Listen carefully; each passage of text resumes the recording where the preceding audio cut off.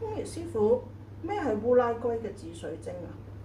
烏拉圭紫水晶咧，首先一定咧佢要好深紫嘅，好似呢咁深紫啦。仲有最大特點，原來咧係一個好似呢啲咁樣嘅馬路邊嘅喎。呢條邊咧好似啲馬路形成咁樣嘅，所以叫馬路邊。有齊呢個馬路邊又深紫嗰啲咧，就係烏拉圭紫水晶啦。咁仲有紫晶洞咧，原來都有講究嘅。紫晶洞咧就一定要全個連埋個底咧都要齊全先為一個洞嘅。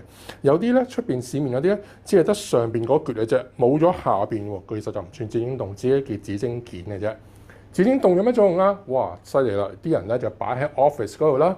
原來有咩作用咧？就係有靠山，同埋可以藏風聚氣。仲有一樣最大作用係咩咧？佢係招客源人緣。所以咧好多時你去啲律師樓啊，或者一啲醫務所見到啲醫生啊、律師都會擺個紫晶洞喺度嘅。點解咧？去招客源啊嘛，招到客源自然揾到錢啦，係咪？